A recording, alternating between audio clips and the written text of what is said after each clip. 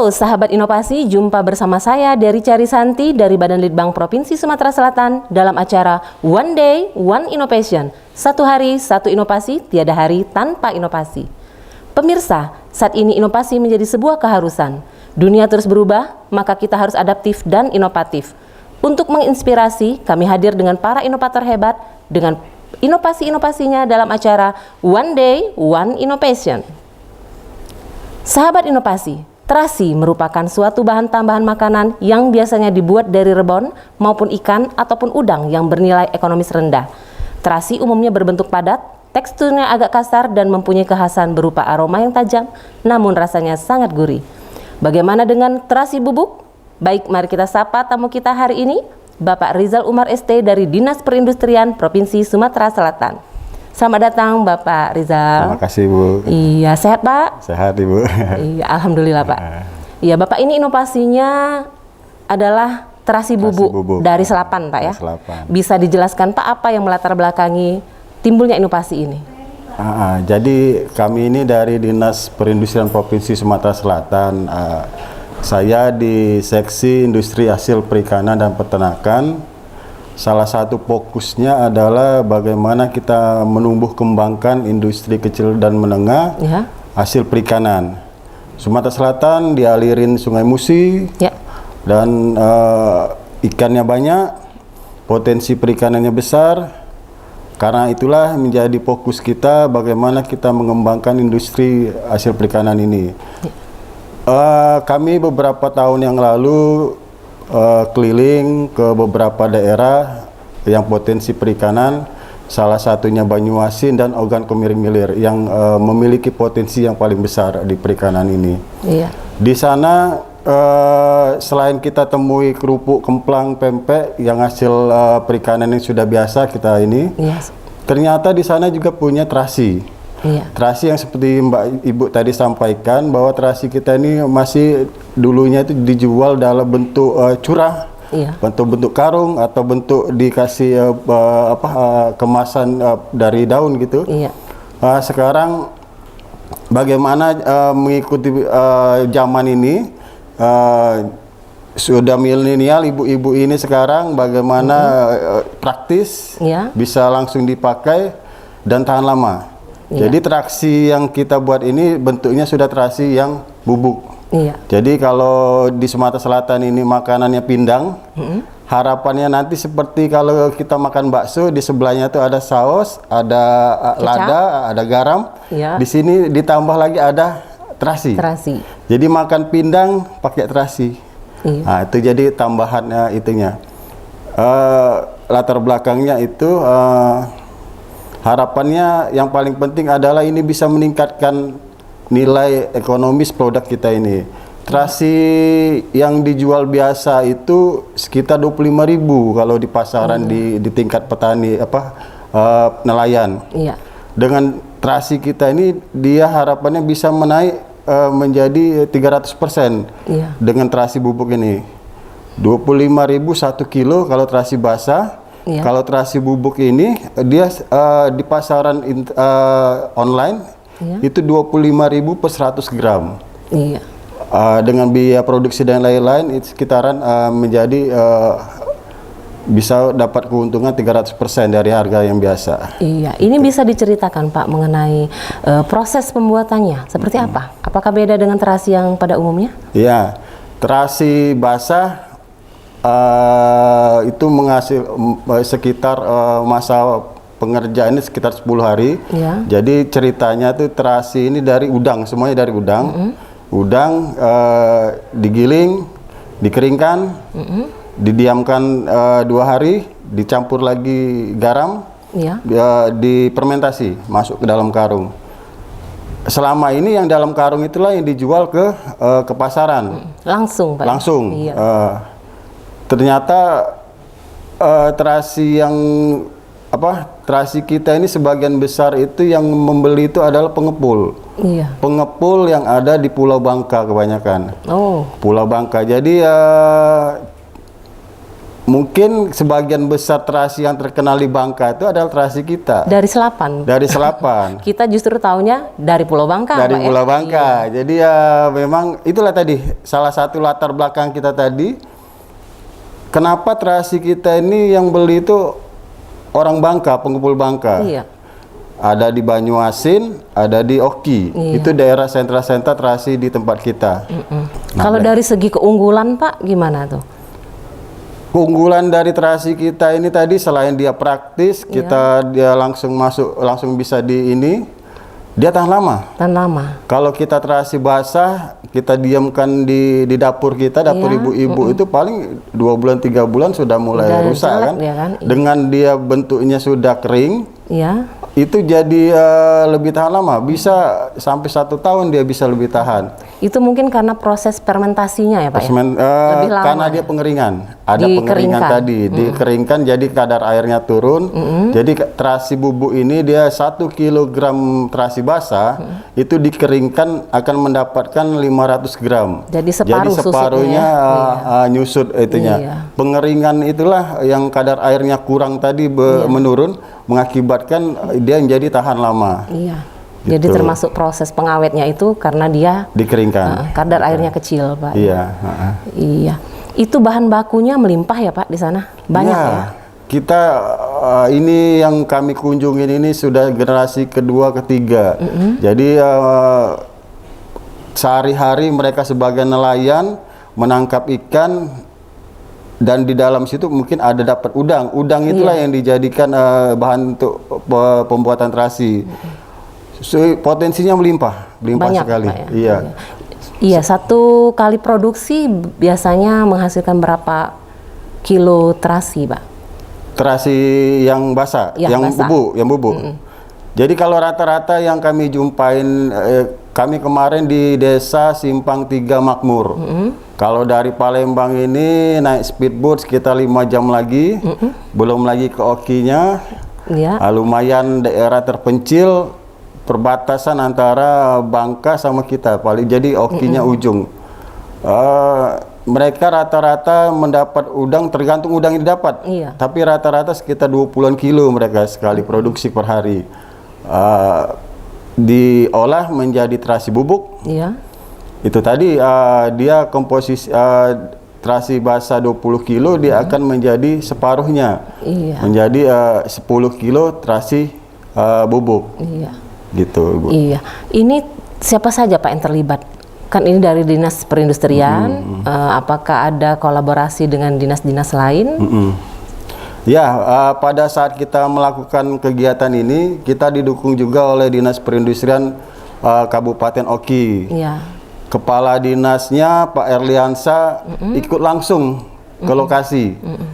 Kita juga didukung oleh DPRD Kabupaten Oki, Pak Mustamar. Iya. Dari fraksi PKB, dia ikut juga datang langsung mengikuti kegiatan kita pada saat itu. Iya. Pada saat itu juga kita memberi bantuan mesin peralatan, Iya. karena kendalanya di IKM kita tersebut mesinnya itu masih manual, dia main tumbuk gitu. Jadi 20 kilo lumayan juga kan ini kan. Nah, jadi ada bantuan mesin ya. kami kasih bantuan mesin penggiling ikan. Iya. Jadi seharusnya mengerjakan tumbuk itu 30 menit atau 1 jam numbuk, dengan digiling ya paling 10 menit udah selesai giling, tinggal Lebih efektif bisa bekerja, jadinya, Pak, lebih ya? efektif, lebih efisien. Oke, itu. Ini Pak dijual berapa Pak? Ini 1 pack ini 100 gram ya Pak ya? 100 gram. Iya.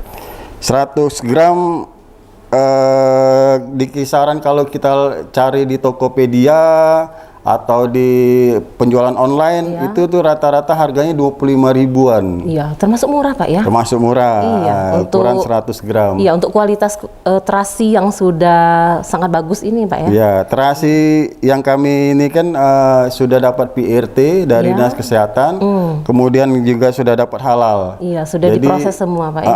pada saat kegiatan kami ini, Wakil Direktur MUI, LP POM MUI itu langsung hadir juga ke lokasi Iya. untuk meninjau tempat produksinya IKM. Iya. Alhamdulillah Ya, luar biasa jadi. PRT-nya dapat, halalnya juga dapat. Terpenuhi Pak ya.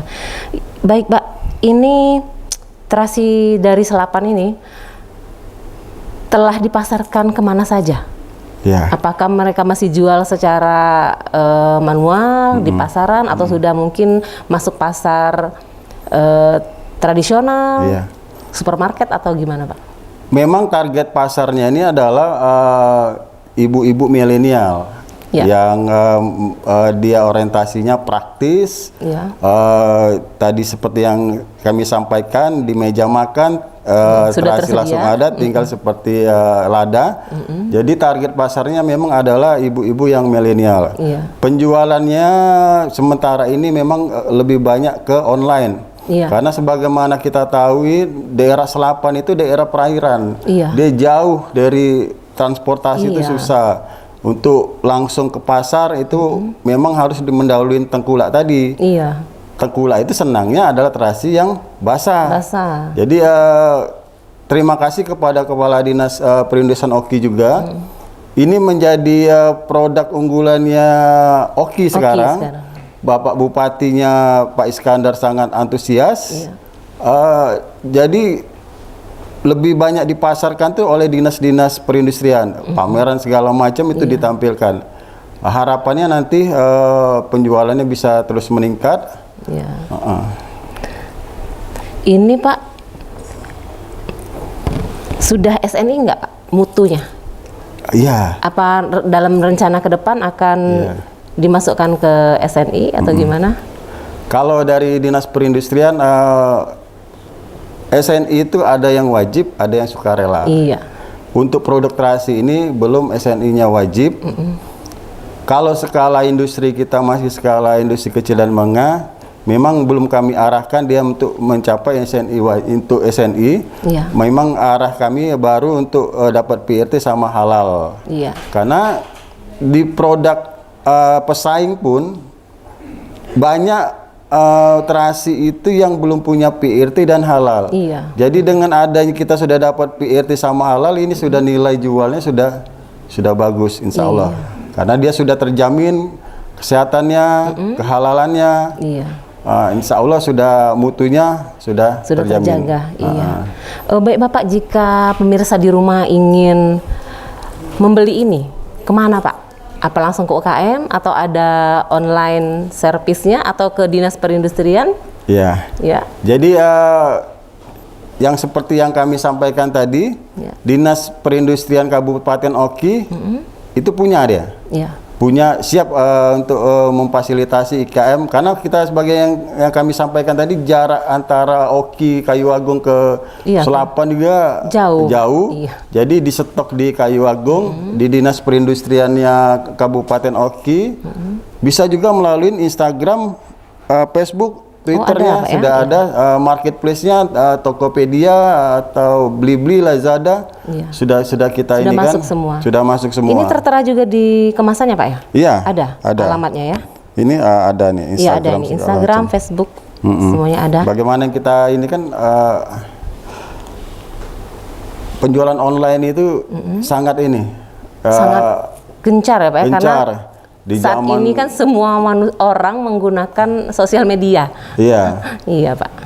Baik Bapak, pada saat proses berjalan seperti ini, apakah ada hambatan yang ditemui atau ada tantangan lebih seperti itu Pak? Benar sekali. Jadi pedagang perantara ini sangat mempengaruhi tata cara kerjanya pengrajin kita. Yang kami jumpain di IKM itu sepanjangan di daerah Selapan sama di Banyuasin tadi, saya pernah ke Kuala Sugihan. Ternyata pedagang perantara ini menginginkan produk itu berwarna. Berwarnanya merah. Sedikit ini menjadi edukasi bagi pemirsa semua, bahwa kita membeli terasi itu jangan melihat warnanya. Jangan warnanya merah itu pasti udang. Ternyata pewarna yang digunakan oleh pengrajin kita tadi adalah pewarna tekstil. Pewarna tekstil Dan itu hampir semua. Hampir semua. Pada kesempatan inilah kita ingin mengedukasi, janganlah beli terasi itu yang berwarna merah. Karena memang kalau dilihat itu yang enak dilihat Kayak itu segar warnanya merah. Ternyata yang hitam ini warnanya lebih gelap, hitam, itu tidak menggunakan pewarna. Iya. Susah memberikan edukasi kepada pengrajin Iya, kita. karena mereka berpikiran bahwasanya kalau udang digiling itu warnanya akan jadi merah. Merah. Padahal setelah kita praktekkan langsung di rumah, contohnya aja pempek, Pak. Pempek udang dengan pempek ikan. Dikira kalau pempek udang dengan udang digiling jadi pempeknya itu merah, padahal sebenarnya enggak. Iya. Tetap putih gitu, Pak ya. Iya, mungkin edukasi untuk pemirsa di rumah bahwasanya kalau udang digiling itu tidak menimbulkan warna. Warnanya hanya tipis-tipis ya Pak ya, tidak merah seperti di pasaran yang seperti kita temui. Iya, ini menjadi perhatian kami ketika kami ke lapangan itu. Terasi bubuknya itu kalau sudah berwarna itu memang menarik sekali. Iya. Dan itu permintaan dari tengkulak. Iya. Kami edukasi ke pengrajin selama 3 hari di situ supaya mereka mau berubah sekali ini. Kalau tidak berubah kami PRT sama halalnya tidak akan dapat. Alhamdulillah syukur mereka mau berubah, meyakinkan ke kami bahwa dia tidak akan menggunakan lagi pewarnaan tekstil, harapannya gitu. Alhamdulillah kalau mereka mulai terbuka pikirannya Pak ya. Iya. Baik Bapak, apa sih harapan kedepannya untuk produk ini dan selanjutnya? Harapan kami selaku pembina industri kecil dan menengah, produk IKM ini terus penjualannya bagus, terus meningkat, terus berkembang. Pemerintah Provinsi Sumatera Selatan melalui Dinas Perindustrian dan Bapak Gubernur kita, dia sangat konsen sekali sama produk-produk industri kecil dan menengah. Betul sekali Pak. Terima kasih sekali kepada Bapak Gubernur dan Dinas Perindustrian, Ibu Kepala Dinas kita menyampaikan salam kepada para pemirsa, kepada pelaku usaha yang ingin mendapat pembinaan dari Dinas Perindustrian, melakukan pelatihan, mesin peralatan, bantuan, silakan ke dinas kita. Kita menyiapkan berbagai jenis pelayanan. Tujuannya untuk meningkatkan ekonomi kerakyatan di Sumatera Selatan. Iya, baik pemirsa, jika pelaku UKM kecil menengah ingin mendapatkan pelatihan atau pembinaan bisa melalui Dinas Perindustrian Provinsi Sumatera Selatan, bisa datang langsung atau bisa juga melalui online ya Pak ya? Iya. Terima kasih Pak Rizal atas kedatangannya pada hari ini. Iya, sangat menginspirasi pemirsa di rumah dengan inovasinya terasi bubuk dari Selapan. Iya Ibu. Mungkin kedepannya akan dapat lagi inovasi-inovasi yang lebih baik lagi. Dan kami tetap menunggu inovasi selanjutnya ya Pak ya. Iya Ibu, terima kasih. Iya. Baik pemirsa, terasi yang bermutu baik mempunyai kekhasan yang terletak pada cita rasa, bau yang enak dan warnanya yang tidak begitu kemerahan. Kualitas terasi yang baik akan didapat dengan memperhatikan faktor-faktor yang meliputi bahan baku, penjemuran dan penggilingan, kualitas garam, konsentrasi garam, suhu dan lama fermentasi, oksigen, serta kondisi penyimpanan. Semakin segar dan seragam bahan baku, maka akan didapat terasi yang mempunyai mutu yang baik. Pemirsa di rumah, kami masih mempunyai jurus 4S. Setiap orang adalah inovator, setiap masalah peluang inovasi, setiap solusi harus sinergi, dan setiap inovasi harus konkret hasilnya. Demikian pemirsa, salam inovasi. Salam inovasi. Terima kasih Pak Rizal.